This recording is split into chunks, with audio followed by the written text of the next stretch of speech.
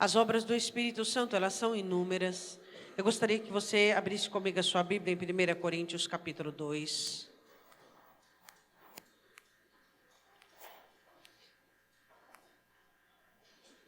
1 Coríntios capítulo 2. Esse texto de Paulo, como muitos que ele escreveu, é muito interessante.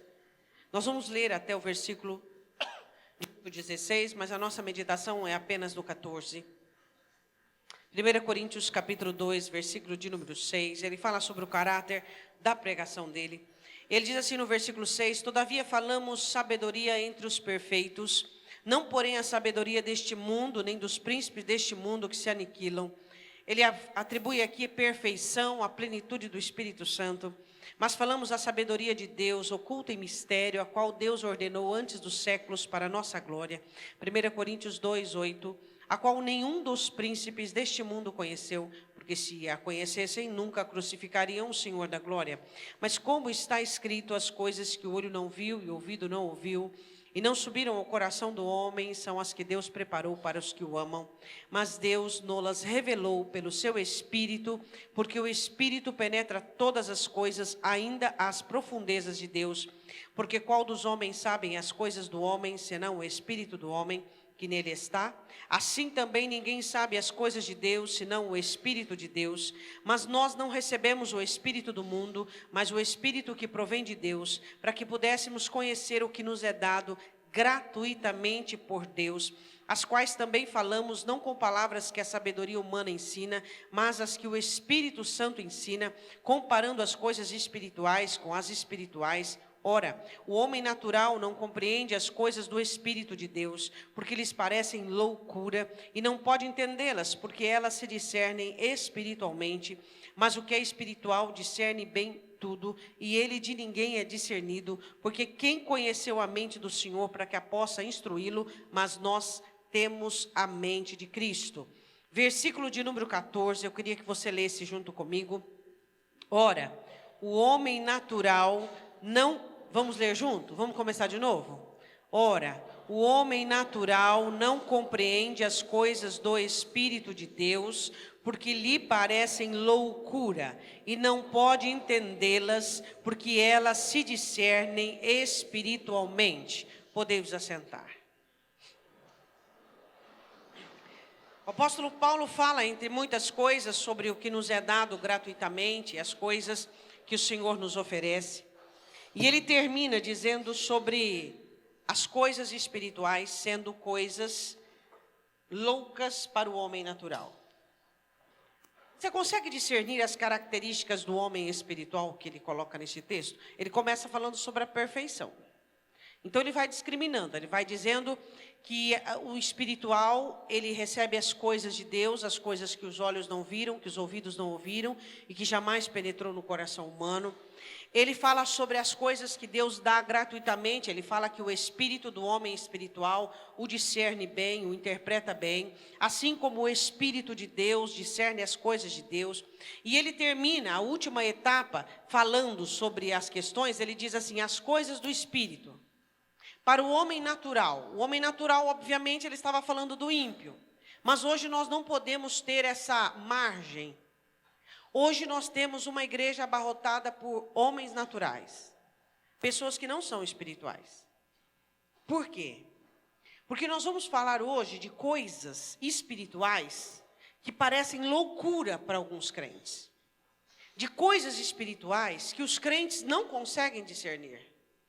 Eles não conseguem estar ao alcance daquilo que Deus mostrou. E nós poderíamos usar várias cartas de Paulo, até mesmo Evangelho, mas nós vamos usar respectivamente, já que Paulo estava escrevendo aos Coríntios, nós vamos usar respectivamente as cartas de Coríntios, para que nós possamos saber que coisas são essas, que são tão estranhas hoje aos crentes, que deveria ser uma coisa tão comum.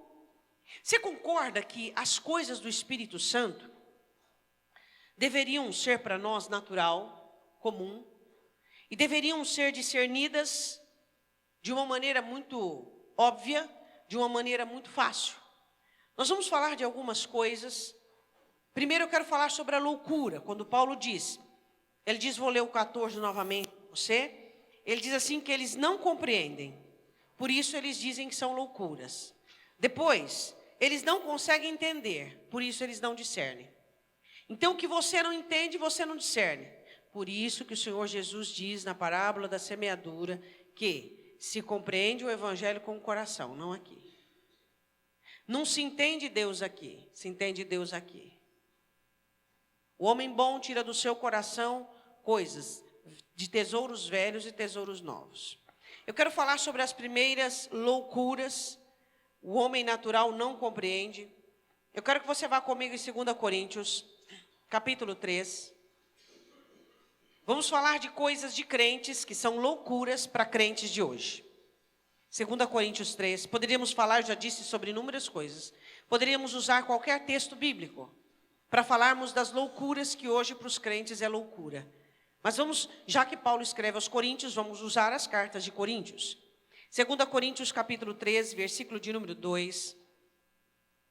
Ele fala sobre a nova aliança e ele começa a falar sobre a palavra de Deus. Na primeira dispensação foi escrita na pedra e na segunda dispensação é escrita na carne, é escrita no coração. Isso é um projeto de Deus de Ezequiel. Quando Deus diz a Ezequiel que Deus daria ao povo dele um novo coração, que seria um coração de carne. E nesse coração havia possibilidade da escrita. Você sabe qual é a diferença de você escrever, como a palavra diz, na pedra, lei, na carne, graça. Na pedra, mandamento, sai da pedra para os outros. Coração, carne, vem direto para você. O apóstolo Paulo começa a recordar sobre a escrita primeira que foi dada à pedra, os mandamentos. E ele está dizendo sobre o ministério dele, ele está defendendo o ministério dele. Por quê? Porque Paulo teve alguns embates com questão de ser bem aceito. Porque concorda comigo que se ele fosse meio maleável, meio gentil, meio favorável, meio surdo e meio cego, ele teria sido bem aceito. Mas Paulo, ele não tinha tempo a perder. Então ele já entra no ministério com a rudez dele, com a braveza, com o caráter dele. Então ele tem alguns embates com algumas questões. E a igreja que lhe deu mais problema era a igreja filha dele. E ele agora, em Corinto, ele defende o seu ministério. E ele está dizendo assim, vocês são... Eu não preciso de carta de recomendação. Não preciso que Pedro escreva sobre mim, não preciso que João escreva sobre mim. Vocês é a carta que eu tenho. Vocês. Tudo que eu fiz por vocês, tudo que eu fiz em vocês, todo o meu trabalho, todo o esforço, todas as minhas lágrimas, todo o evangelismo, todo o discipulado, vocês são a carta que eu tenho. Eu não preciso de carta de recomendação. E aí ele entra nesse assunto, no versículo de número 2, ele diz assim, vós sois a nossa carta, escrita em nossos corações, conhecida e lida por todos os homens. Aí ele diz assim, porque já é manifesto que vós sois a carta de Cristo, ministrada por nós, foi eu que ministrei, fomos nós que ministramos, e escrita não com tinta, mas com o Espírito do Deus vivo, não em tábuas de pedra, mas nas tábuas de carne do coração. Então ele diz assim, hoje vocês contestam comigo, porque eu corrijo vocês, porque eu exorto vocês, mas não se esqueça que fui eu quem ministrei o evangelho para vocês. Fui eu quem discipulei vocês. Vocês são a carta que eu tenho para poder revelar e mostrar a carta do meu episcopado. Ele diz, na primeira dispensação, a lei foi escrita onde? Foi escrita na pedra. Agora a lei é escrita no coração. E quem ministra? Os pastores. Ministram a carta. Então, a primeira loucura que nós queremos falar nesta manhã é sobre o crente entender que a palavra ela não tem que estar aqui na mente a critério de informação. Não importa o que você sabe. Você não é salvo pelo que você sabe. Você é salvo pelo que você vive. Eu não sou salva pelo que eu sei. Você não é salvo pelo que você sabe. Você pode saber inúmeras coisas de teologia, você pode saber inúmeras coisas de Gênesis e Apocalipse, mas se você não vivê-las, se elas não estiverem escritas no seu coração, o que significa a palavra escrita no seu coração? Significa o poder da palavra que penetra a profundidade espiritual, discernindo sentimentos, como Hebreus 4:12 diz, discernindo sentimentos, discernindo situações. Para quê? Para que a palavra alcance a prática. Enquanto a palavra não apresentar uma prática na sua vida, você não conhece aquela doutrina. Você só conhece uma doutrina quando ela é praticada na sua vida. Do contrário, é igual um computador, é a critério de informação. O computador sabe tudo, mas não vive nada. Então, o que Paulo estava fazendo o povo entender, que a palavra de Deus, ela é escrita nos nossos corações, com o objetivo de nos levar à prática. Se não há prática, não há conhecimento. Diga isso para o seu irmão. As pessoas que acham que sabem e não praticam, enganam a si mesmas. Enganam a si mesmas. Não adianta você achar que sabe quando você não pratica. Você é apenas uma fonte de informação. Você pode doar essa informação para alguém, essa pessoa praticar o que você informou, e você ir para o inferno porque não praticou aquilo que você informou. Então não seja uma pessoa que apenas informe as pessoas a verdade. Que você viva a verdade do Evangelho em todos os itens e situações. Continuando, ele diz assim, versículo de número 4. E é por Cristo que temos tal confiança em Deus. Ele diz, não que sejamos capazes de nós, de pensarmos alguma coisa como de nós mesmos, mas a nossa capacidade vem de Deus, o qual nos fez também capazes de sermos ministros de um novo testamento, não da letra, mas do Espírito, porque a letra mata, e o Espírito vivifica. Explica isso para o seu irmão. Paulo estava falando com uma igreja que se gabava extraordinariamente dos seus dons e talentos, mas uma igreja que não estava praticando o que sabia. Então ele estava dizendo, a letra mata. Você saber a letra mata. Mas somente o Espírito Santo vivifica a palavra dentro dos nossos corações. Vamos ver de novo, presta atenção. Ele diz assim no versículo de número 6.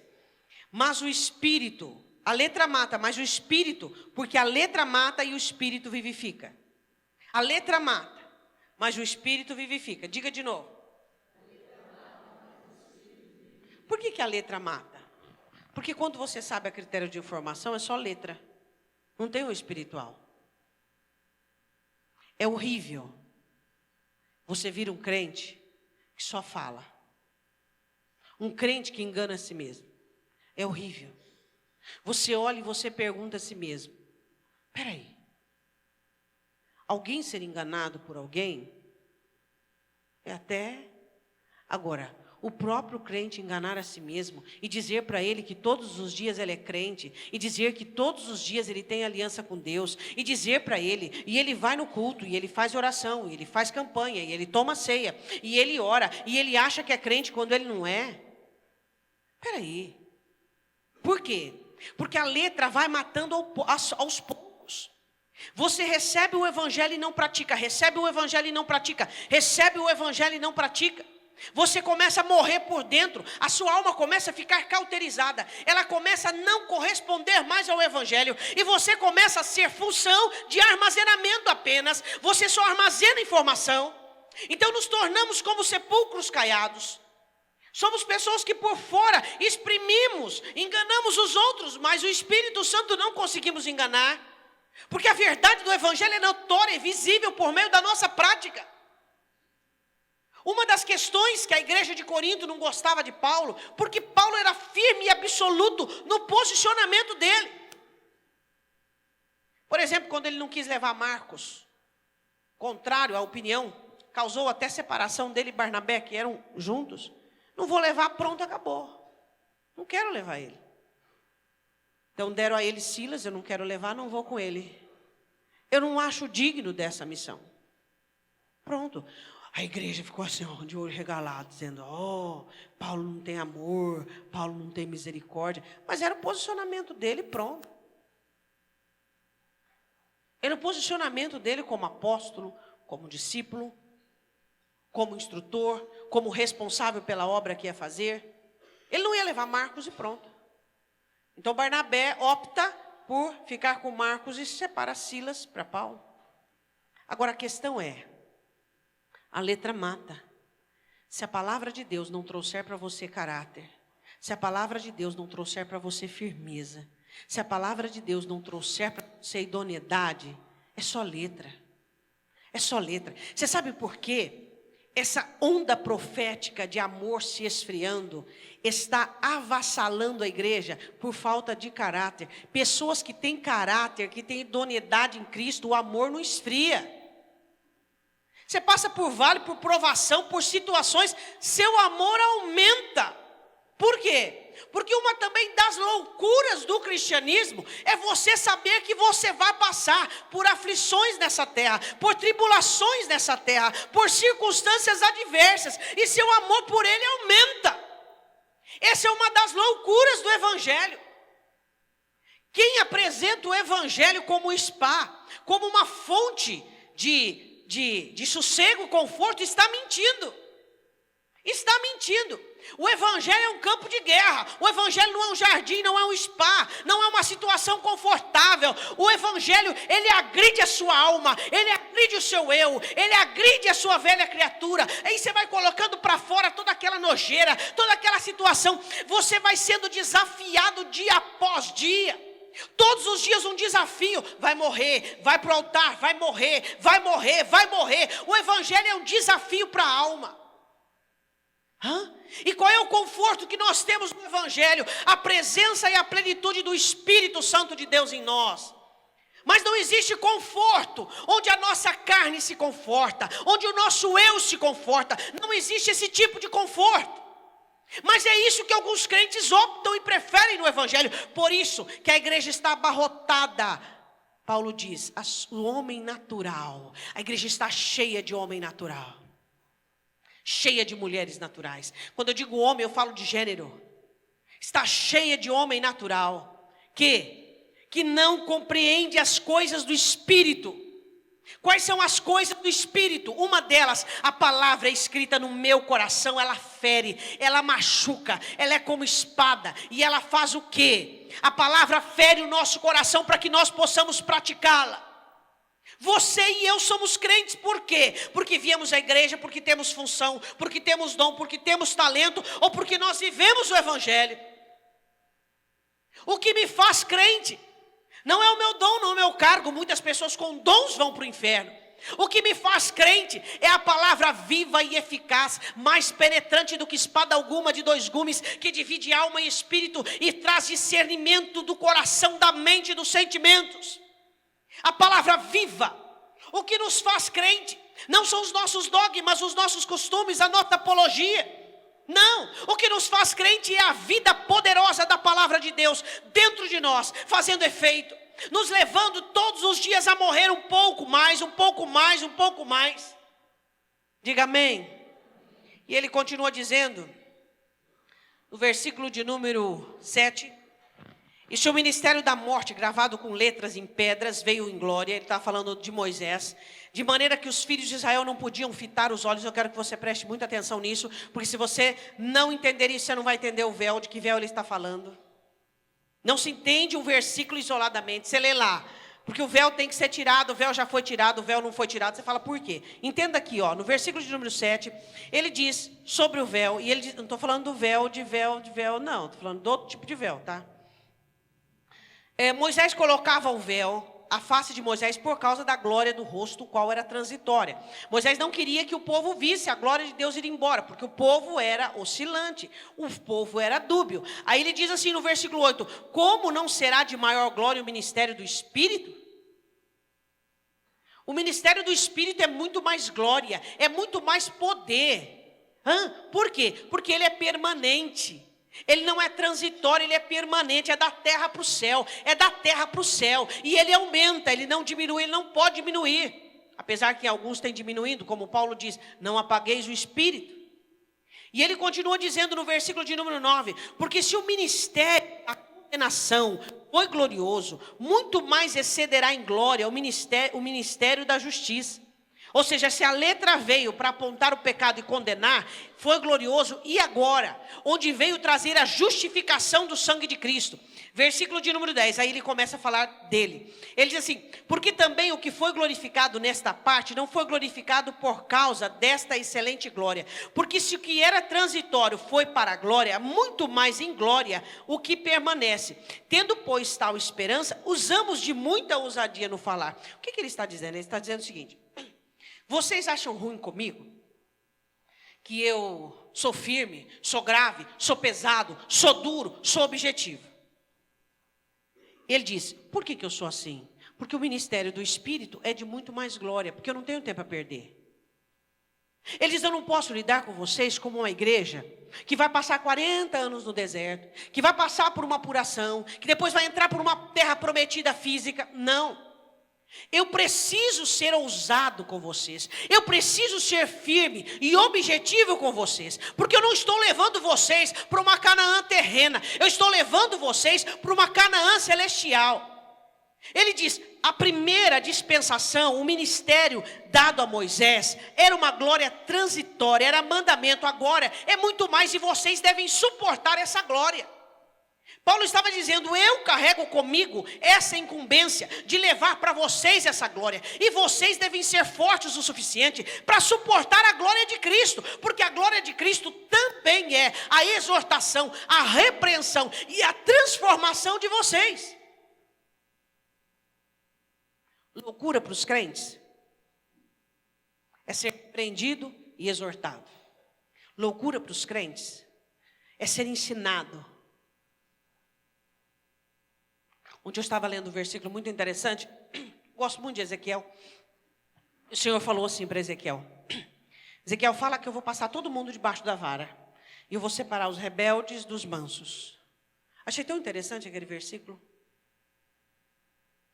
Paulo entende que um dia Deus vai passar toda a igreja por debaixo da vara. Toda a igreja. A igreja, não digo a noiva, a igreja. Todo mundo por debaixo da vara. Paulo sabia disso. E Jesus disse que vai separar os bodes das ovelhas. Por isso ele dizia: eu não posso ser menos que isso. Eu não posso ser alguém frágil, fraco e débil. O evangelho deve ser forte. E vocês devem ser fortes o suficiente para suportar o evangelho. E isso é loucura. Por quê? Porque o próprio Paulo diz que as coisas do Espírito Santo são loucura. Existem pessoas que centralizam e catalisam o Espírito Santo como um dom de línguas ou como uma manifestação física do Espírito Santo. Não. As coisas do Espírito Santo é a transformação do indivíduo. É a mudança de fazer uma pessoa de caráter tão firme que você é repreendido pela vara, pelo cajado, que você é exortado e você se humilha e coloca debaixo da repreensão do Senhor Jesus. Isso são coisas do Espírito Santo que são loucuras para os crentes. Posso usar essa palavra?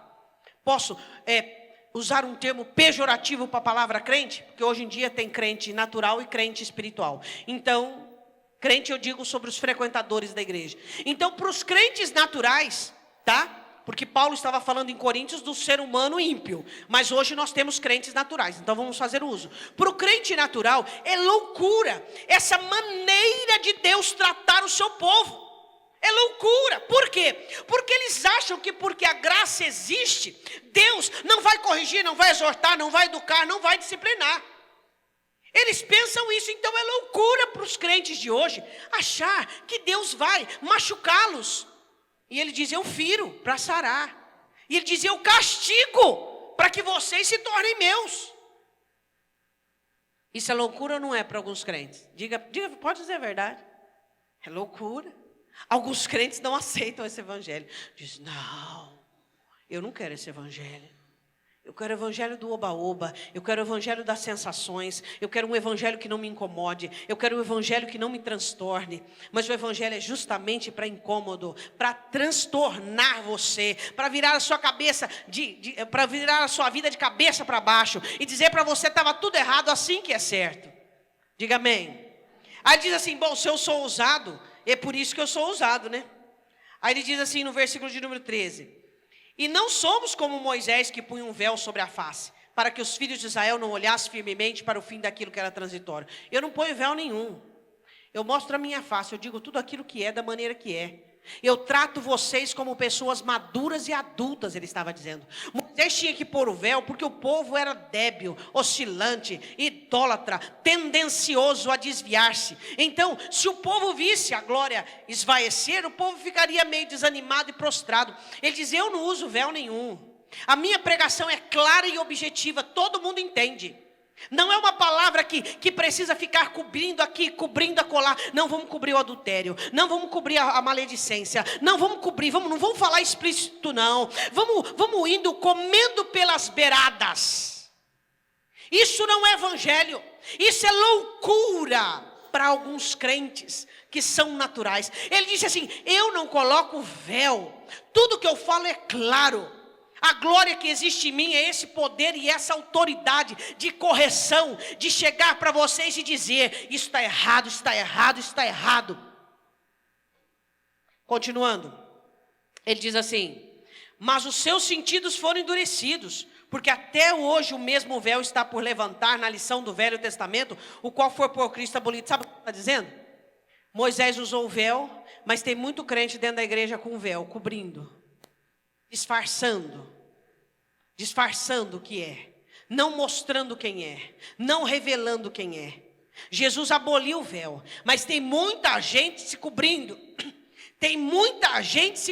se disfarçando, se escondendo atrás do evangelho. E ele diz, mas por Cristo foi abolido. Mas você sabe uma coisa muito interessante no Espírito Santo? As coisas não ficam ocultas por muito tempo. O Espírito Santo tem um ofício maravilhoso, que é derramar luz.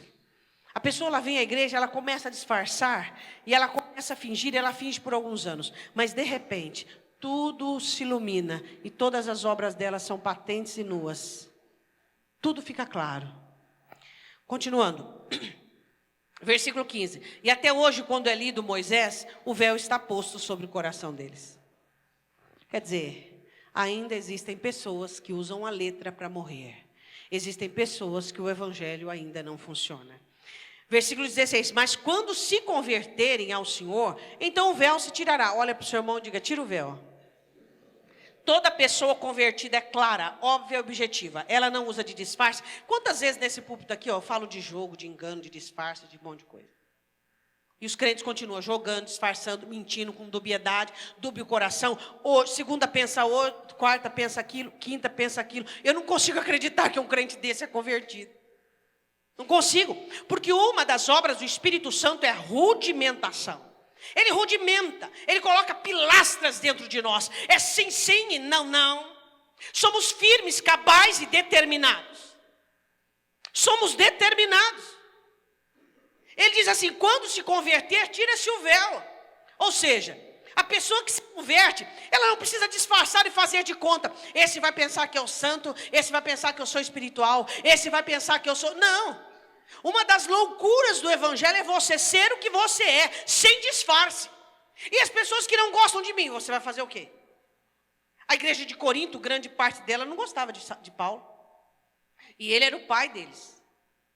Qual o problema? Qual o problema? Uma das loucuras do evangelho é você alcançar a maturidade de ser transparente. O que você diz para um, você diz para o outro, diz para o outro. Chega de crente de 10 caras, de 20 faces, de 30 faces, de multifaces. Você conversa com um crente, ele fala uma coisa, para o outro ele fala outra, para o outro ele fala outra. Pelo amor de Deus, a convertida aqui não, só se for no inferno. O crente, ele tem posicionamento agudo e determinado. É aquele posicionamento, é aquela maneira, é aquele jeito, é aquela transparência, aquela notoriedade. Não existem coisas que são latentes, não existem coisas que são escondidas. Ele vive uma vida aberta e verdadeira. Aí ele diz assim, isso é loucura ou não é loucura para alguns crentes? Quantos crentes que na igreja vive uma coisa, sepulcro caiado, e lá fora vive outra? Até mais. Aqui no templo é uma coisa, lá fora no pátio é outra. Acaba de ouvir a palavra, vai ali no pátio falar mal do pastor, da pastora, do irmão, do líder. É ou não é? O que é? O véu. Não se converteram. O véu da letra ainda está ali. Se escondem atrás de disfarce. Se esconde. Esses dias alguém chegou e falou, pastor, esse pátio é uma maldição. Falei, é uma maldição? Como assim? Eu escutei, fiquei quieta, não entendi. Porque, pastora, o que se tem de maledicência ali naquele pátio não está escrito. Eu falei, pensei comigo, fiquei quieta na hora, não falei nada. Falei, mas o pátio não é maldição, a maldição são os crentes. Os crentes são malditos. O pátio é uma bênção. As crianças brincam, as pessoas podem se... O pátio é uma maldição? Diga para o seu irmão se o pátio é uma maldição. Então, quem é a maldição? Meu irmão, a maldição é quem é maledicente. O pátio é uma bênção. O pátio é uma bênção. O que nós precisamos entender e compreendermos, que não se pode existir disfarce. Você e eu precisamos todos os dias escancararmos a nossa vida, abrirmos o nosso coração. E quantos cultos temos tido para isso? Para abrirmos a nossa alma e dizer, eu estou aqui, eu sou invejoso, eu sou maledicente, eu sou pecador, hoje eu cobicei a mulher do próximo, hoje eu fiz isso, hoje eu fiz aquilo. Os cultos é para isso, para que nós confessemos as nossas culpas e saímos daqui transformados. Diga amém. Aí ele diz assim, versículo 17, esse versículo, ele é tremendo. Ora, o Senhor é o Espírito. E onde há o Espírito do Senhor, aí há liberdade. Do que ele estava falando? Ele estava falando que nós não precisamos mentir, esconder, que o sangue de Cristo abriu-nos acesso à presença de Deus e nós temos liberdade para confessarmos os nossos pecados diante de Deus e temos liberdade para diante dos nossos irmãos vivermos o Evangelho e vivermos a palavra e sermos transparentes. Onde há o Espírito Santo, a liberdade. Poderíamos pegar esse versículo e migrar para muitas áreas, mas vamos ficar no contexto. Qual é o contexto deste versículo? Ele estava dizendo, acabou o véu, acabou a letra, acabou a ordenança. Agora é a ação do Espírito Santo de Deus em nós, transformando, escrevendo em nós a palavra, para que possamos viver essa palavra. Onde há o Espírito Santo, aí a liberdade. Nós somos livres, livres para quê? Você sabia que tem crente que tem até coragem de pegar esse versículo e dizer, então eu sou livre para ser carnal? Paulo estava falando disso? Não. Ele estava falando sobre a liberdade da palavra em transformar os crentes à imagem e semelhança de Cristo. Essa é a liberdade. A liberdade que ele diz do Espírito Santo de Deus é que não se pode ter véu, não pode se ter letra que mata, mas o Espírito Santo precisa estar livre, com liberdade dentro de você, não tendo barreiras, obstáculos e questões humanas para transformar você na imagem do Senhor Jesus. Diga amém. Mas todos nós com o rosto descoberto. Olha para o seu irmão, vê se ele está com o rosto descoberto. Ou se aquilo é uma coisa, em casa é outra, no pátio é outra, no serviço é outra. Refletindo como espelho a glória do Senhor, nós estamos totalmente descobertos e refletimos a glória do Senhor, somos transformados de glória em glória, na mesma imagem como pelo Espírito do Senhor. Você pode dizer glória a Deus! Somos transformados de glória em glória. Ele faz todo esse trajeto para terminar e dizer, nós somos de Deus, o Espírito Santo habita em nós e Ele tem liberdade para nos transformarmos dia após dia, de glória em glória, e vamos nos tornar sim a imagem do Senhor Jesus. E ele termina com uma loucura, um ápice de loucura. Qual é o ápice de loucura deste texto? Você ser parecido com Cristo. Mas o crente gosta de dizer, eu sou pecador, sou pecador, sou pecador, sou pecador. Gosto de ser pecador, sou pecador, sou pecador. O objetivo de todo esse sacrifício, de todo esse projeto, é fazer com que Cristo não apenas nasça em você, mas cresça o Evangelho e viva em você. Que as pessoas olhem para você, e você de glória em glória, de glória em glória, cada vez mais a glória de Cristo na sua vida. E qual é a glória de Cristo? Matando a carne e morrendo eu. Vamos continuar, eu quero que você vá comigo em... capítulo 4, versículo 8. Segunda loucura do Evangelho é ter, mas não ser. Essa é a loucura do Evangelho. Ter tribulação e não ser atribulado. Essa é a loucura. Alguns crentes estão muito longe disso, eu acredito que você não, que você já está no caminho. 2 Coríntios 4, 8, ele diz assim, em tudo somos atribulados, mas não angustiados. Tribulação para todo lado. Mas a angústia, você tem tribulação, mas não é angustiado. Diga amém. Você conseguir deixar os problemas do lado de fora. Engraçado, né? Os crentes guardam a casa, guardam o carro, e guardam, e não conseguem guardar o coração do lado de fora. Em tudo somos atribulados, mas não angustiados. Perplexos, mas não desanimados. Ficamos assim às vezes, ó. Já ficou perplexo? Como que é possível? Qual é a razão da sua maior perplexidade? É a mesma que a minha, diga para o seu irmão. Ser humano. A maior razão da nossa... Paulo está falando da humanidade. O ser humano é a maior fonte de perplexidade. Você olha e fala... Passamos por perplexidades, mas não somos... Você vai desanimar porque um pecou, porque um falhou, porque um traiu. Pelo amor de Deus, o teu santo, amado, salvador, é íntegro, poderoso e absoluto. Tem gente que desanima porque um pastor lá na China pecou. Pelo amor de Deus, que fé é essa, hein? Tem gente que desanima porque o irmão falhou com ele. Que fé é essa? Onde é que ela está alicerçada?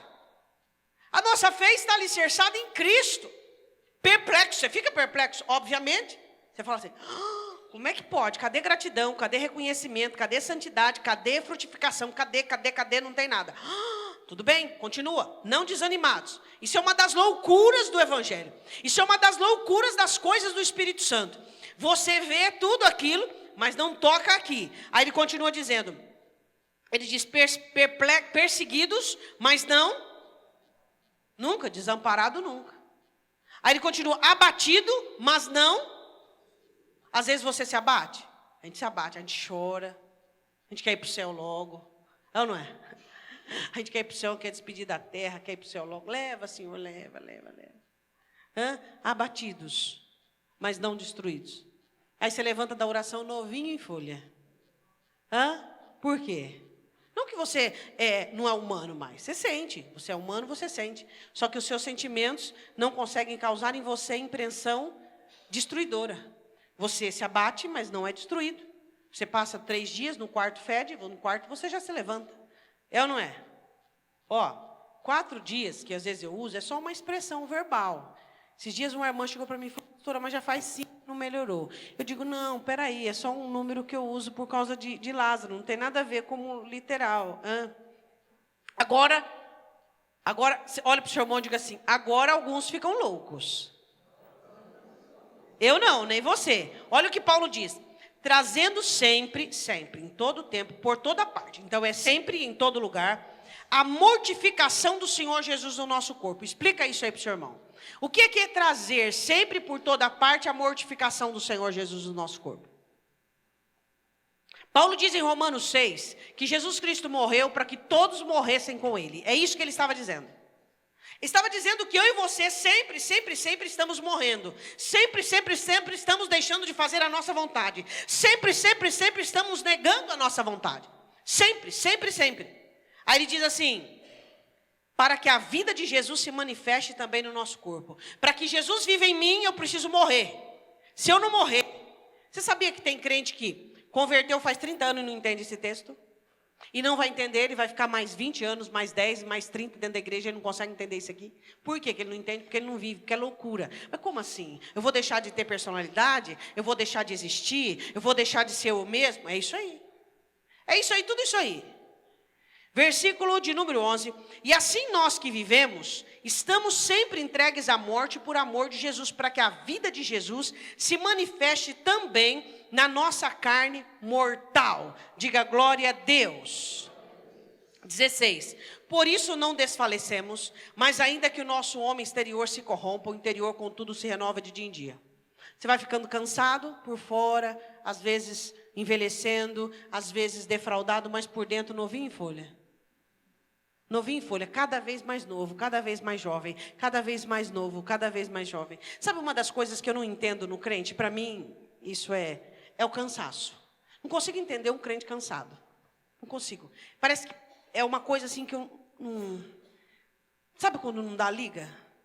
O Espírito Santo é vivacidade. Tá bom, às vezes nós nos abatemos, mas tem crente que ele passa o verão cansado, o inverno cansado, e ele só acorda na primavera, e ele está sempre cansado, ele está sempre desanimado, ele está sempre preocupado com alguma coisa, e nunca nada dele é novo, e nunca nada tem vida, e nunca tem alegria, e nunca se tem regozijo, e nunca se tem entusiasmo, e nunca se tem ânimo. Eu não consigo entender um crente que está azedo de verão a verão.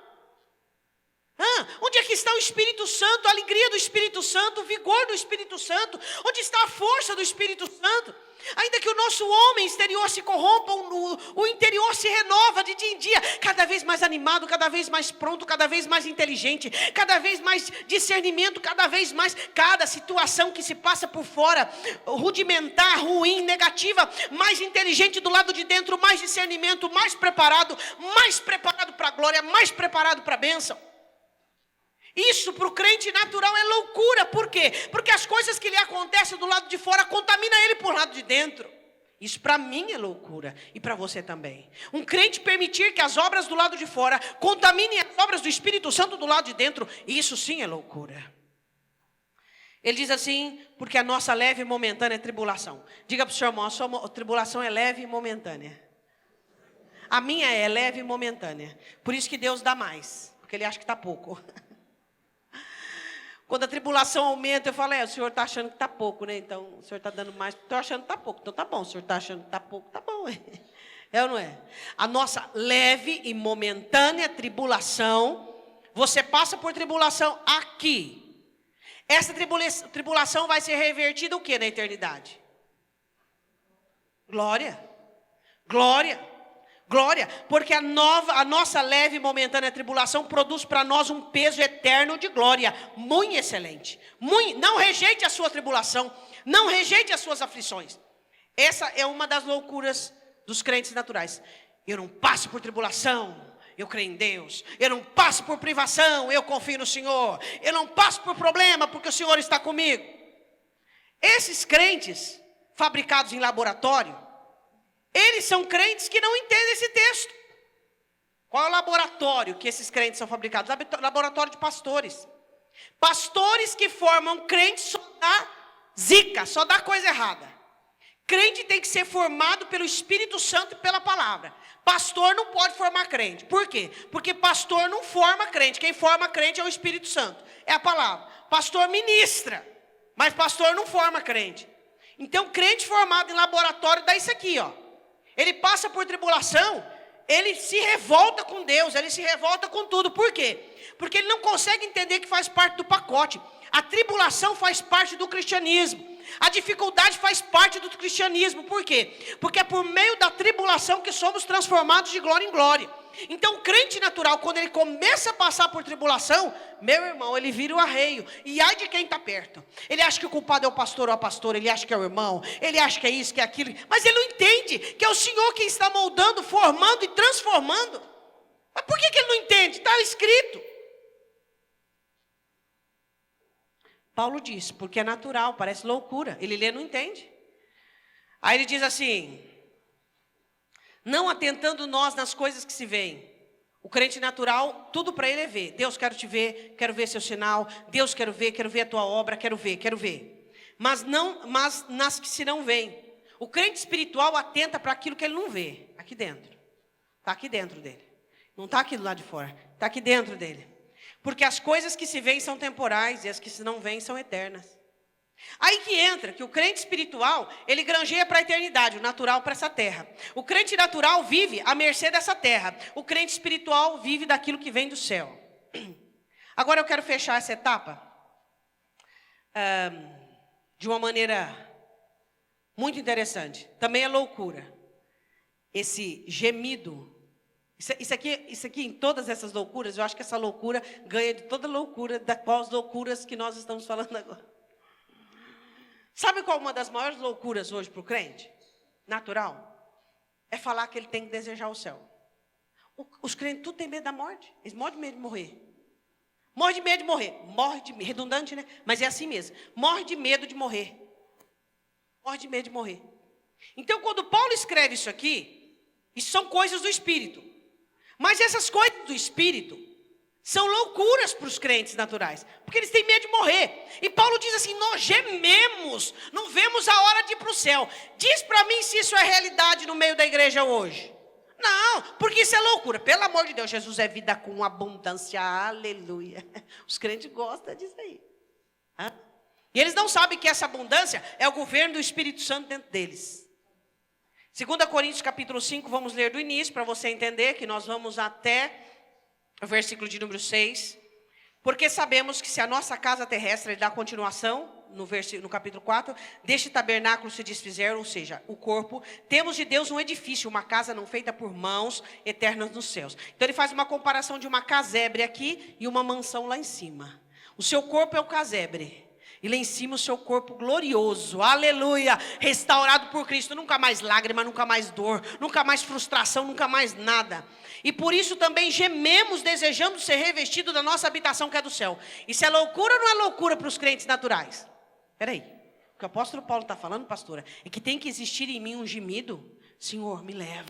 Senhor, me leva, Senhor, me leva. Um gemido íntimo. Senhor, eu quero o céu, eu amo o céu, eu espero o céu. Eu quero sim cumprir a tua obra aqui, mas eu amo o céu.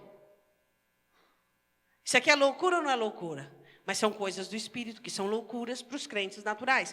E ele diz assim, se todavia estamos vestidos, não formos achados nus, porque também nós, os que estamos neste tabernáculo, gememos, carregados, não porque queremos ser despidos, mas revestidos para que o mortal seja absorvido pela vida.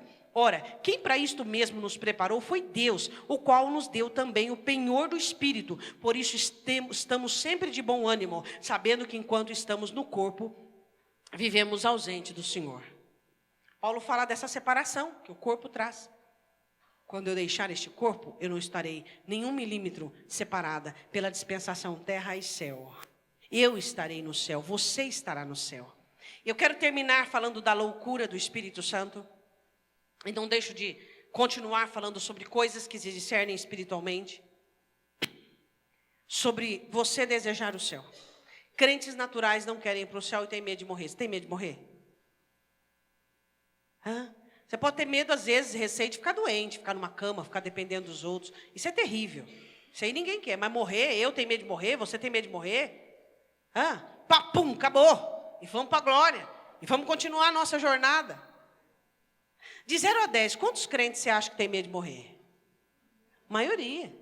Por quê? Porque são crentes naturais. Crentes naturais. Crentes naturais. Você já pediu para Deus? Lógico que todos nós esperamos o arrependimento. Mas você já falou com Deus da sua morte? Ei, pastora, eu não faço desses assuntos com o Senhor, não. Por quê? Vai ser o dia mais glorioso para Deus. A palavra do Senhor diz que Deus se alegra da morte do justo. O dia mais glorioso, você já falou com Deus do dia da sua morte? Já pediu para Deus? Fala assim, eu quero morrer rápido. Depois, se você morrer devagar, você não reclama. Senhor, me dá uma morte rápida. Quero uma morte rápida, igual de Moisés. Pessoa que beleza? Vai para o monte, morre, pum, acabou. Que beleza essa morte. Morte maravilhosa. É ou não é? Senhor, o dia da minha partida aqui da terra, Senhor, faz que seja rápido, não faz demorado, não. Tem gente que demora 1 ano, 2 anos para morrer. Isso é muito difícil. Isso aí não é bom, não. A não ser se é necessário, né? Existem pessoas que precisam passar por um período, mas vai orando aí, Senhor. Queria um presente, Senhor. Eu queria morrer rápido, não queria demorar para morrer, não. Acho que eu vou falar desse assunto com Deus. Por que você não vai morrer? Você não fala de todos os assuntos com Deus? Você não vai falar desse? Isso é loucura, então. É loucura para o crente natural, para o espiritual é normal. Morrer é normal para mim, é normal para você que é espiritual. É normal, totalmente normal. Olha para o teu irmão e diga, é normal. É a coisa mais certa. Se você disser que você vai almoçar, você não tem certeza. Mas se você disser para o teu irmão, um dia eu vou morrer, isso é a coisa mais certa que existe. Nós nascemos para isso. É loucura. E os crentes hoje não pensam na morte. Eles só pensam nesse oásis. Eles só pensam nessa terra, nas farturas, nas coisas boas, nos cachos de uva grande. É só isso que eles pensam. Agora o apóstolo Paulo diz assim, existem coisas que o crente natural não entende, só o espiritual. Eu quero que você vá comigo em 2 Coríntios capítulo 5. Já fomos, né? Agora o 14, 17 ao 17. 2 Coríntios 5, 14. crente natural não entende sobre separação. Explica para o teu irmão separação. Separação foi uma coisa que Deus determinou para o seu povo desde antes. Quando separa Abraão, quando separa Israel. Separação, crente natural não entende. Ele acha que ele pode ficar enturmado. Ele acha que os amigos dele podem ser do mundo. Ele acha que as amigas dele podem ser do mundo. Ele não consegue entender. Crente natural não entende que existe julgo desigual. Ele não entende isso aí. Ele diz, esse texto tinha que estar no Antigo Testamento, porque aí eu ignorava ele. Mas não podia ignorar também, porque toda escritura é inspirada por Deus e poderosa para corrigir, redarguir e ensinar. Hã? Crente espiritual, de certo, tem que ter separação. Tem que ter separação até dentro da igreja. Diga para o seu irmão, quando é que Paulo diz que tem que ter separação dentro da igreja? Diz para o teu irmão. Paulo diz, quando vocês se depararem com aqueles que se dizem crente, mas são maledicentes, são avarentos, são adúlteros, são cobiçosos, afasta deles, aparta deles. Até dentro da igreja tem que ter separação. Você conversou com um maledicente, identificou um maledicente, separa. Hã? Até dentro da igreja tem que ter separação. E o crente não consegue entender que ele tem que ter separação do mundo. 2 Coríntios, capítulo 6, versículo de número 14, diz assim, capítulo 6, 14. Não vos prendais, ele diz, a um jugo desigual com os infiéis. Porque que sociedade tem a justiça com a injustiça e que comunhão tem a luz com as trevas? Você já fez negócio com um crente que dizia que era crente e não era crente, e você achava que era crente, ele era ímpio? Então, deu errado. Por quê?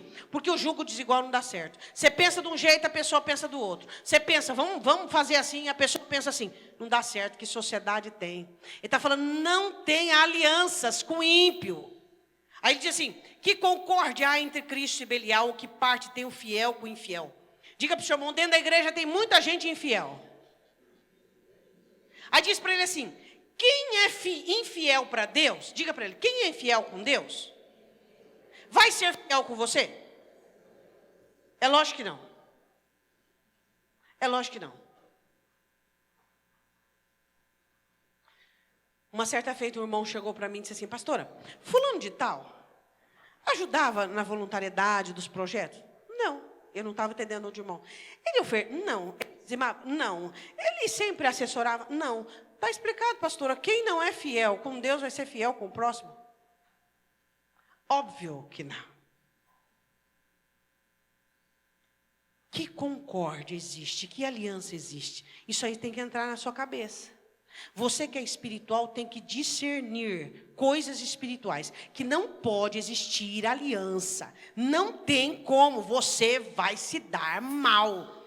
Aí diz assim, que consenso tem o templo de Deus, eu sou, você é, com os ídolos, porque vós sois o templo de Deus vivente, como Deus disse, neles habitarei, entre eles andarei, e eu serei o Deus deles, e eles serão o meu povo. Por isso, saí do meio deles e apartai-vos, diz o Senhor. Olha para o seu irmão e diga assim, se eu for mal para você, aparta-se de mim. Hã? É. Aparte, sai do meio deles. Qual é o crente que você ajuda? Quais são os pequenos no reino? Os pequenos você ajuda. Tem gente que está querendo doutrinar bode. Ele está no escuro, ele não enxerga que é bode, e ele acha que é ovelha, é uma pequena, ele está lá no bode. A hora que amanhece, ele fala, é bode. Bode não se amansa. Hã? Jesus fala sobre os pequenos, Paulo diz sobre os pequenos, os fracos na fé. Quem são os pequenos? São aqueles que se embaraçam pelos próprios problemas. Cotidiano, questão da vida. E você vai e assessora. Quando uma ovelha começa a prejudicar o rebanho, não é pequeno, é rebelde, é bode. Esse aparta. Olha a lista que Paulo diz, beberrão, adúltero, avarento, maledicente, aparta. Aí ele diz assim, saí do meio deles, apartai-vos, diz o Senhor. Não toqueis em nada imundo, e eu vos receberei. E eu serei para vós pai, e vós sereis para mim filhos e filhas, diz o Senhor Todo-Poderoso. Diga assim comigo, eu espero o dia. Bem mais forte, eu espero o dia da libertação da minha igreja, da maledicência. Oh, aleluia, amém. Que os anjos digam amém. Hã? Que dia que vai ser? O dia que o Espírito Santo falar com Deus e os anjos... Não, o dia que os crentes criar vergonha na cara. O dia que o crente resolver ser crente. Acabou a maledicência. Acabou a maledicência. Agora, se você é inteligência, inteligente, sai do meio deles, aparta-te. Por quê? Porque o espiritual discerne bem tudo, e ele ninguém discerne. O espiritual entende as coisas do espírito. O apóstolo Paulo diz no texto principal que nós lemos de Coríntios 2,14, ele diz assim: o homem natural não entende as coisas do espírito, que parecem loucura, e não pode entendê-las, porque elas se discernem espiritualmente. Diga amém? Agora eu quero falar com você, 1 Coríntios capítulo 7, volte um pouquinho comigo. Isso aqui é bárbaro. 1 Coríntios capítulo 7.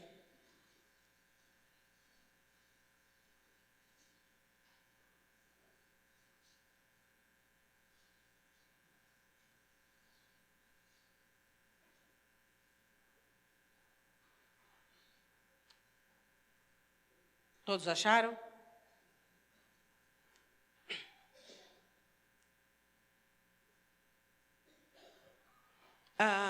Eu quero falar com você.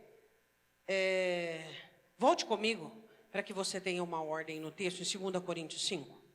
Volta lá comigo, fica aberto aí, depois é o próximo texto.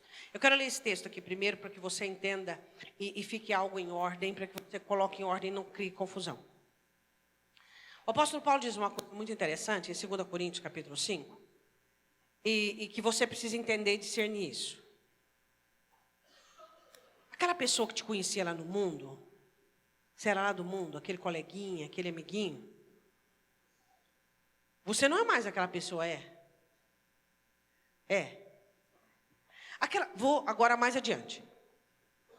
Aquele crente que te conheceu quando se converteu, depois você ficou muito tempo longe dele, depois você voltou a relacionar com ele. Você é o mesmo? Não. O pessoal da sua família, você se converteu, houve uma mudança. Mas aí você foi crescendo espiritualmente. O pessoal da sua família estranhou. E o pessoal da sua família quer que você seja aquela criatura lá, aquela pessoa lá.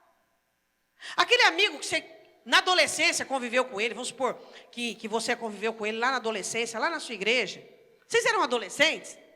Você foi crescendo espiritualmente. Depois você encontra ele na mesma igreja. E ele acha que você é aquele bobão de antigamente, aquele tontão. Não. Você diz, passou muita água debaixo da ponte. Existe plenitude do Espírito, graça, discernimento, poder e autoridade.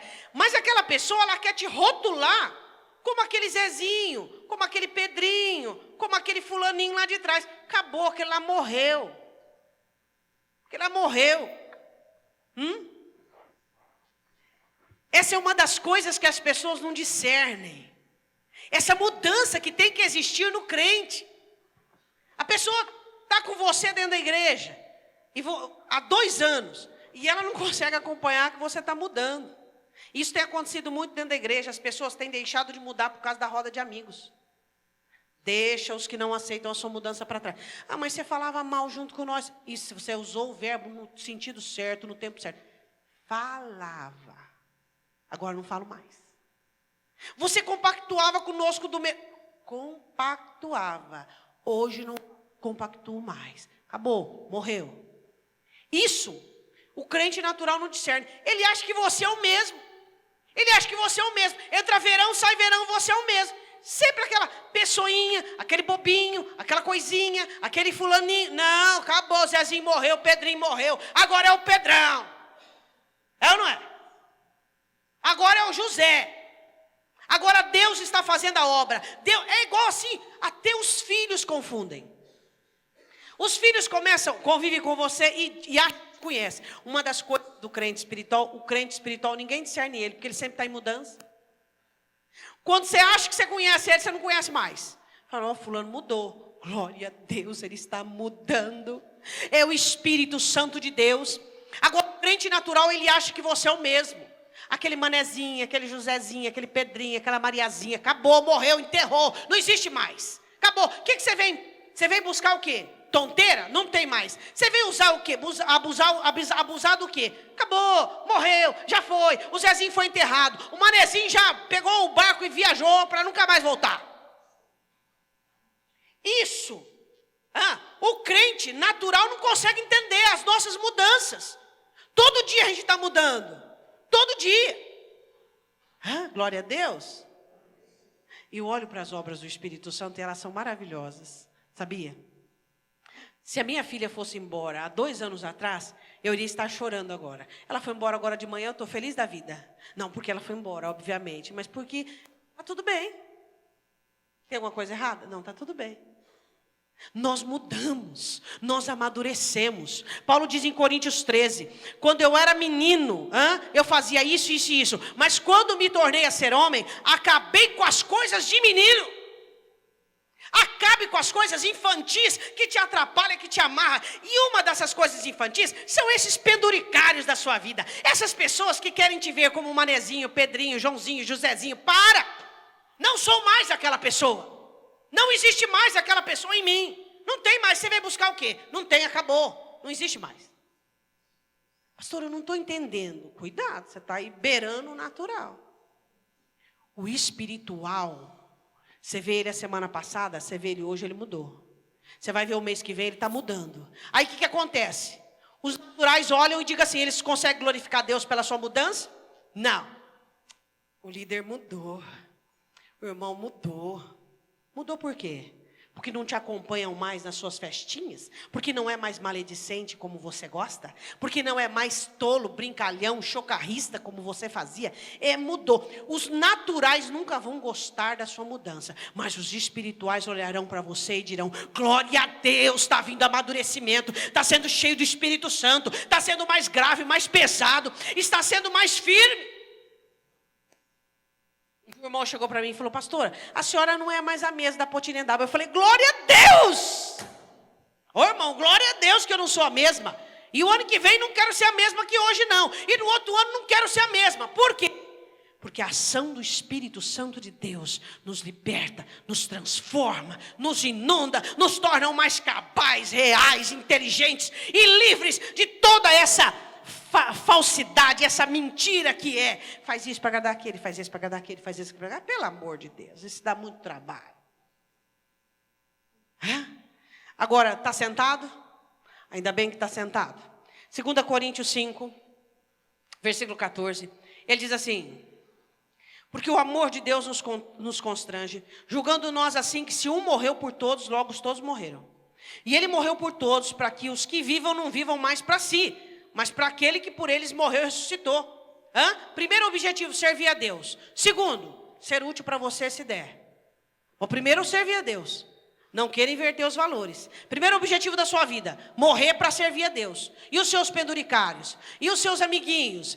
E eles? Sei lá, eles que cresçam também. E se não crescerem, problema é deles. Isso é ser espiritual. Presta atenção no versículo 16, isso é maravilhoso. Assim que daqui por diante, diga assim, daqui por diante, a ninguém conhecemos mais segundo a carne. Oh, aleluia. Não queira me conhecer como a Márcia. Não queira.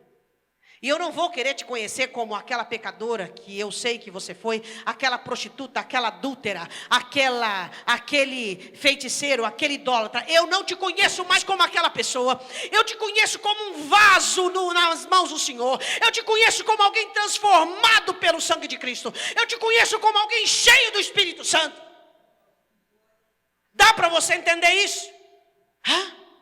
Dá para você entender que você precisa olhar para os seus irmãos que estão perto de você e discerni-los espiritualmente. E quando você vir neles mudança que fazem com que a glória e o poder de Cristo se manifeste. Mas não tem mais aquele irmão que fica passando a mão na tua cabeça. Não tem mais aquele irmão que fica cobrindo o teu pecado. Aí você diz assim, você não é mais o mesmo. Glória a Deus, meu irmão. Eu estou crescendo, estou mais forte para te sustentar, para te exortar, para te corrigir. A partir de agora, ninguém conheçamos mais segundo a carne. Acabou. Não tem mais Zezinho, Manezinho, Pedrinho, não tem mais. Não tem mais o pecador, a pecadora. Você entrou para o evangelho, é uma nova criatura. Acabou. Aquela prostituta morreu, aquela adúltera morreu, aquele traficante morreu, aquele viciado morreu, aquele idólatra morreu, aquele mentiroso morreu. Agora eu te conheço como um servo de Deus, como alguém que serve a Deus e está todos os dias debaixo do processo de mudança, debaixo do processo de transformação. E eu fico olhando para você e conforme o Espírito Santo vai trabalhando dentro de você, vai mobilizando e viabilizando a glória do Pai, eu vou sendo abençoado pelos frutos que você produz, porque quando você muda, eu sou abençoado. Quando você é transformado, transformado. Eu sou alcançado pelas obras de Deus na sua vida. Amém. Quanto tempo que você conhece aquele crente na igreja? Fraquinho, débilzinho, maledicente, fraco. Quanto tempo? Ele está precisando mudar. Ele está precisando mudar. Chega para ele e fala: irmão, você está precisando mudar? Faz tempo que eu te vejo só assim. Você não muda. Sempre fraco, sempre tímido, sempre medroso, sempre isso, sempre aquilo outro, sempre aquilo. Espera aí. Onde está o Espírito Santo? As coisas do Espírito Santo se discernem espiritualmente. E existem pessoas que não entendem a sua transformação, não entendem a sua mudança, não entendem a sua via, a seu objetivo, o seu caminhar, a sua jornada. É Cristo, é Cristo. Passou pelo Senhor? Passou. Seja bem-vindo. Tribulação, problema, aflição? Passou, porque tudo passa por Ele. Passa ou não passa? Se é de Deus, tudo passa. Passou por Ele? Seja bem-vindo. Passou por Ele? Vai ter um objetivo de mudança aqui. Não estou aguentando mais, não estou conseguindo, porque eu não vou dar conta. Vou dar conta sim, porque se Ele permitiu que chegasse até mim, é para o meu bem. Todas as coisas, termina o versículo. Amém. Ele diz assim: a ninguém conhecemos segundo a carne, ainda que também tenhamos conhecido Cristo segundo a carne. Estávamos em Cristo, conhecemos a Cristo, naquele corpo, naquela vida. Contudo, agora já não conhecemos deste modo. Já não conhecemos mais a Cristo como aquele crente que recebeu Jesus cheio de. Agora conhecemos a Cristo dia após dia como transformador, como aquele que é maravilhoso, aquele que é poderoso. Oh, aleluia. Você pode dizer para o seu irmão aí do lado uma mudança que você viu nele nesses tempos? Pelo amor de Deus, pelo menos um ano tem que ter uma mudança. Eu, quando eu fico sem mudar, eu fico olhando para mim e eu falo: está faltando tribulação. Quer ver mudar você é tribulação. Que aí você vê a nojeira que tem dentro, você fala: a soberba aqui, a inveja aqui, aqui, Senhor, eis-me aqui, muda, transforma. Tribulação é ótima para mudança. Nós temos que olhar e contemplarmos a mudança uns dos outros.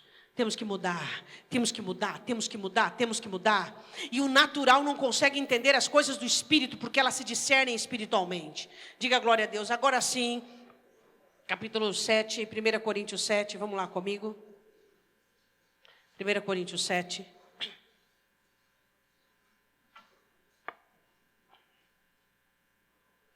E Paulo termina, o versículo 17, diz assim: mas aquele que está em Cristo, nova criatura é.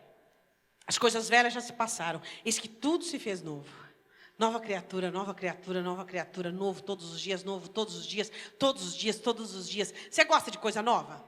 Gosta, o crente gosta de coisa nova. O crente gosta de casa nova, carro novo, roupa nova, sapato novo. E gosta até, tem gente que gosta até de marido novo, mulher nova, tem gente que gosta de muita coisa nova. Aí eu vou te dizer uma coisa para você: o crente tem que gostar das novidades do Espírito Santo de Deus, a obra transformadora de Deus dentro dele. Senhor, eu quero algo novo, eu quero algo novo, eu quero algo novo. Eu quero ser uma pessoa que glorifique o teu nome. Eu quero ser uma pessoa que deixe de ser fraco, de ser débil. Eu quero ser alguém que enfrente os desafios com o pé nas costas. Eu quero ser alguém que tenha o coração blindado e que não permite que as coisas deste mundo afetem o meu coração. Eu quero ter e não ser. É aquilo que ele diz assim, 1 Coríntios capítulo 7, versículo 29. Nós vamos terminar aqui para nós orarmos. Ele diz assim: isto porém vos digo, irmãos, que o tempo se abrevia, 1 Coríntios 7, 29, e que resta é que também os que têm mulheres sejam como se não tivessem. Isso também as pessoas não discernem. Família, ele fala, como se não fosse sua. Como se não fosse, como se não fosse. Você tem todas as responsabilidades de cônjuge, de filho, de irmão, mas isso não tem pesar no seu coração. Eu não sirvo a Deus porque eu tenho muitos embaraços na família. Eu vivo muito problema familiar. Peraí, não estou conseguindo entender. Peraí, então você está precisando de um processo de libertação aí. Por quê? Os problemas familiares seus não podem te impedir de servir a Deus.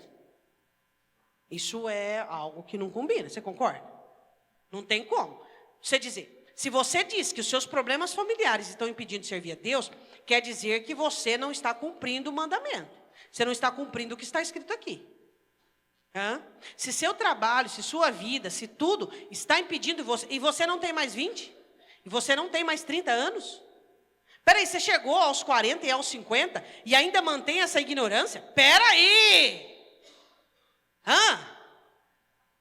Família te impedir de servir a Deus? Trabalho te impedir de servir a Deus? Peraí. Um jovem criar esse equívoco de 20, de 30 anos é até compreensível. Mas eu ou você que temos 40, 50, 60, peraí, já é demais. Aí essa piada é muito engraçada. Como é possível? Você já viveu tudo que viveu, você já sofreu, já batalhou, já entendeu que Deus cuida de você, e que Deus cuida dos seus, e que Deus te resgata, te salva, e tudo que acontece na sua vida é por causa dele. Você está dizendo que não serve, que não se envolve com o reino, e que não faz mais, porque você tem problemas. Por isso que você continua tendo, porque você acha que você os resolve. E não vai faltar problema para você, não vai faltar. Porque Satanás vê onde é que está seu coração, está na família, então ele vai te engodar. Aí você diz, mas o que eu vou fazer? Tudo pesa sobre mim, tudo vem sobre mim. O que aconteceu? Você gerou débeis, você gerou pessoas fracas.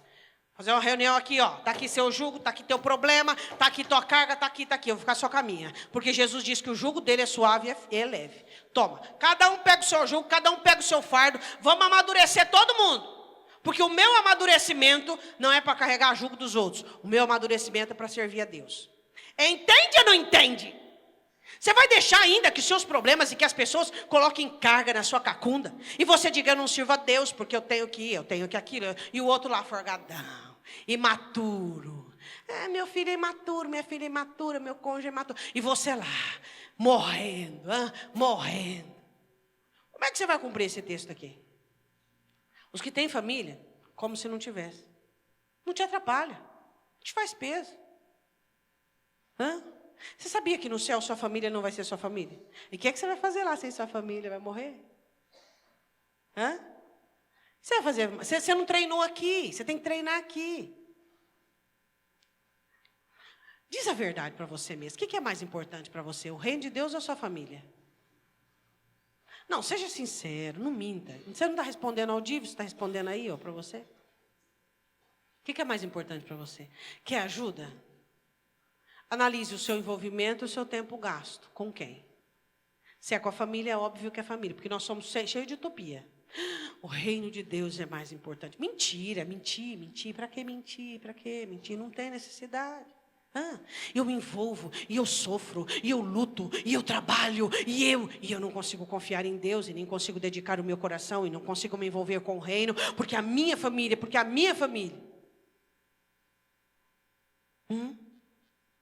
Quem tem família? Como se não tivesse. Não pesa, não dá trabalho, está tudo na mão de Deus, tranquilo. Eu sirvo a Deus, minha família não me atrapalha, você diz, minha família não. Aí ele continua dizendo, no versículo de número 30. E os que choram como se não chorassem. Você está lá na tua casa arrebentadão. Chora. Saiu de casa. Acabou. Glória a Deus, aleluia. Nada de ficar, eu estou sofrendo, eu estou batido. Olha como eu estou. Olha, você não notou, você não ligou para mim. Você não viu que eu estou mal? Você não percebeu que eu estou mal? Você não viu? Você não viu que eu estou mal? Eu estou passando, estou precisando. Os que choram como se não chorassem. Porque a gente chora mesmo. Chora ou não chora? Chora. A gente chora.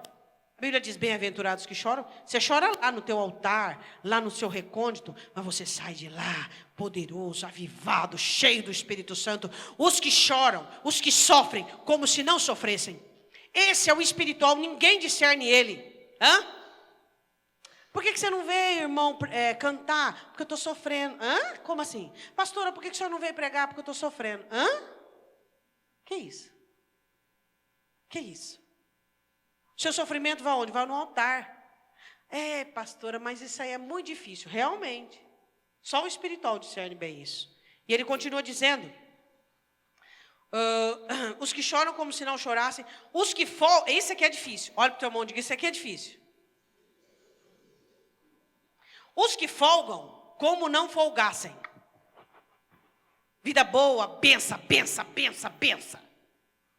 Aí você olha para ele sempre está preparado, ele sempre está ávido, ele sempre está buscando Deus, buscando a face de Deus, o poder do Espírito Santo, ele sempre está ativo e atento. Falei, irmão, você não descansa, você não folga. Esse tipo de folga aí eu não tenho. Eu tenho uma ação em mim que me mobiliza a buscar mais a Deus. Mas você está passando por problema? Não, estou numa folga, faz anos que eu estou numa folga danada. Mas os que folgam como se não folgassem. Olha para o seu irmão e vê se ele é um folgado. Quem são os folgados? Ó, sombra e água fresca. É benção, é benção, é benção de Deus, é benção. É benção. Irmão, e o crescimento espiritual e a morte do eu? Eu não estou muito preocupado com isso não, porque se Deus está me abençoando, é porque Ele está me aprovando. Equívoco? Existem algumas bênçãos, isso eu já disse para vocês, que são a critério de eternidade e julgamento. Não é porque Deus está aprovando uma pessoa que Ele está abençoando uma pessoa. Existem pessoas que são abençoadas a critério de julgamento. A quem muito dado, muito se lhe é exigido. É a critério de julgamento. Então não confunda bênção com aprovação de Deus.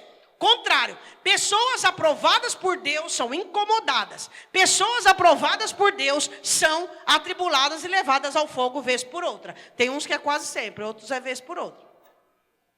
Os que folgam, como não folgassem. Pastora, mas é muito difícil ser espiritual. Eu gosto de folgar, gostoso. Casa, carro, trabalho, dinheiro, família, bênção, maravilhoso. Faz igual Davi. Folgou, pecou com Batseba. Tem exemplo na Bíblia. Paulo diz, tudo aquilo que foi escrito para a nossa inspiração, para o nosso ensino. Não seja folgado. Diga para o seu irmão, não seja folgado. Tem uma urgência, uma necessidade aí. Qual é a necessidade? A sua alma precisa mais do Espírito Santo. A sua alma precisa de Deus. Você precisa morrer hoje. Você precisa mais de Cristo. Você tem que carregar a cruz. Aí ele diz assim, versículo 30, os que compram como se não possuíssem. Você não tem nada. Nada. A gente não tem nada, é tudo mentira. Você só usa. Você não tem nada, você só usa. Você não tem nem você é de Deus. Você só usa, você não tem nada, entende? Não tem nada, nada é teu. Você não tem nada, eu não tenho nada, ninguém tem nada. Ninguém tem nada. Aí o que é? Os que compram como se não possuíssem. Quem são os que possuem? São os que sentem. Eu tenho. E se sentem confortáveis, confiados no que possuem, sossegados, tranquilos. Não ora, não busca, não chora, não clama, não muda, não transforma. Por quê? Porque são confiados. Quem é que tem alguma coisa aqui? Quem é que tem alguma coisa? Você não tem nada, eu não tenho nada, ninguém tem nada. A hora que você for, nem a sua roupa você vai levar. As pessoas vão te vestir. Sabia que as pessoas deviam vestir o morto da pior roupa? Porque a terra vai comer mesmo. Mas eles vestem da melhor roupa, a roupa que o morto mais gostava. A terra vai comer, podia dar para alguém usar. Mas veste, tudo bem, não tem nada a ver com isso. Você não vai levar nada, nem a sua roupa boa que vão vestir em você. Nada. Não vai levar nada. Aí você acha que alguma coisa é seu, e você põe no seu coração, e você põe a sua vida, e você se deixa isso entrar no seu coração. Se for vasculhar coração de crente, tem trabalho, tem dinheiro, tem carro, tem casa, está tudo ali. Aí você fala assim, mas peraí, cadê o lugar de Cristo? Não tem lugar para Cristo, porque cada vez vai amontoando mais. Os que compram como se não possuísse, você não tem nada. Você é livre para servir a Deus, para amar a Deus. Livre. Nunca vai te faltar nada, nunca te faltou. Quando você não tinha nada, te faltou alguma coisa? Eu tinha uma casa para morar. Te faltou? Por quê? Porque Ele é Deus. Ele é Deus. Ele proveu, Ele abriu as portas para você. Agora você acha que você precisa colocar o coração nisso? Você vê o crente quando ele vem para a igreja pobre, miserável, enfermo, casamento falido, é o melhor crente que existe, Manda, Senhor, manda crente falido, pobre, doente, manda, Senhor, manda. É uma bênção. Eles não cuidam da vida dos outros, eles não falam da vida dos outros, eles querem saber só do problema deles. É o problema deles, é uma bênção. Agora ele começou a melhorar, a crescer, ele já começa. Os ventiladores, esse ar. Enquanto está no ventilador, no ar está bom, duro quando virar para o teu lado. Aí o negócio fica feio. Aí ele começa, o líder, aquele irmão, aquela diaconisa. Meu irmão, pode ver que está abençoado. Crente que está passando por prova, por deserto, por situação difícil, ele não olha ninguém, não quer saber de ninguém, quer saber ele, Deus. Não quer saber de nada, aleluia, glória a Deus. Ele quer saber de buscar Deus. Muito cuidado. Os que compram como se não possuíssem. Não possuem nada, não tem nada. É ou não é? Diga, Senhor, manda crente falido para a igreja. Isso é uma benção. Você vê como a igreja recebe crente falido, pobre, doente, casamento falido, é uma benção. A igreja fica rica, maravilhosa, fervorosa. Esses crentes oram. Você precisa ver como esses crentes oram. Eles não ficam olhando do lado. E como eles cantam então? Meu irmão, eles não cantam. Eles põem tudo assim na voz, ó. Pode estar o mais desafinado aqui. É o maior cantor do universo. Ele não está nem aí com o desafinado. Ele quer saber de Deus, de Deus, de Deus. Agora, será que nós não podemos ser abençoados? Possuir como se não tivéssemos? Será que não conseguimos chegar a essa maturidade? Para terminarmos, ele diz assim: e os que usam deste mundo, como se dele não abusasse. É normal você ter que trabalhar. Agora, anormal é você ser um trabalhador 24 horas. Você sabia que tem crente que está sentado aqui no banco ouvindo a palavra pensando no trabalho? Pasmem vocês. Está pensando no trabalho, o que ele vai fazer? Os que usam deste mundo como se dele não abusasse.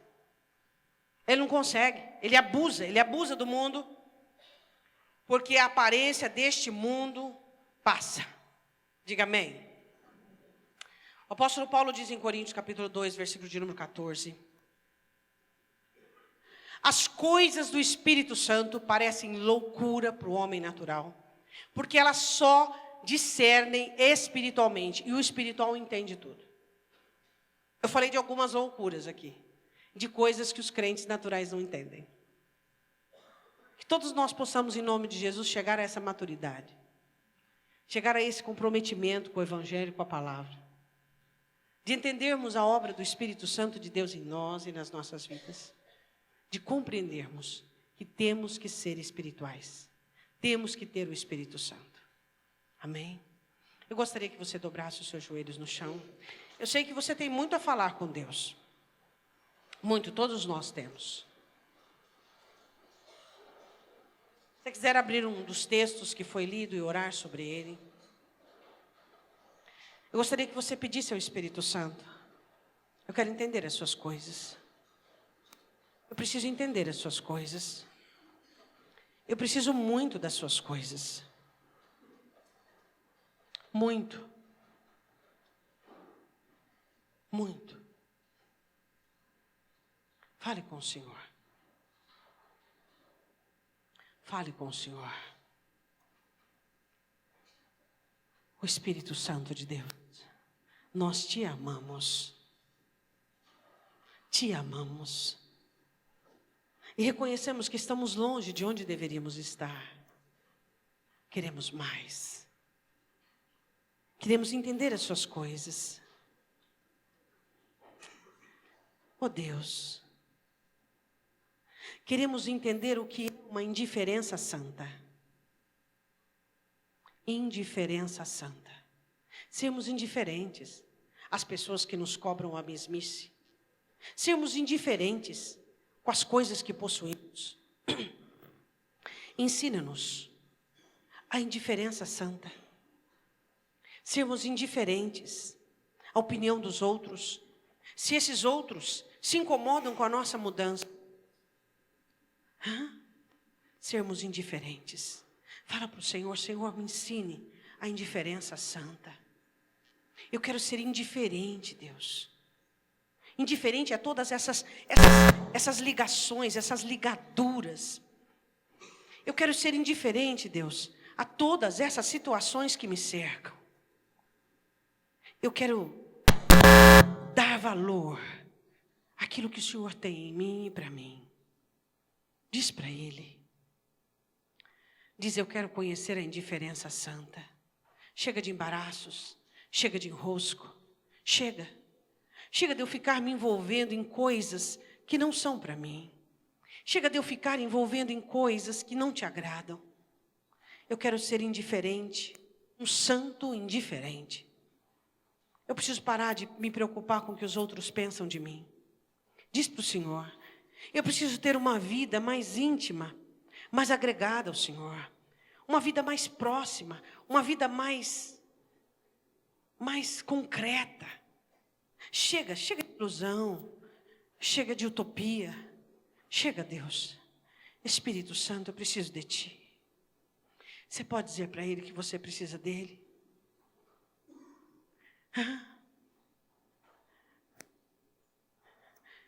vejo as crianças.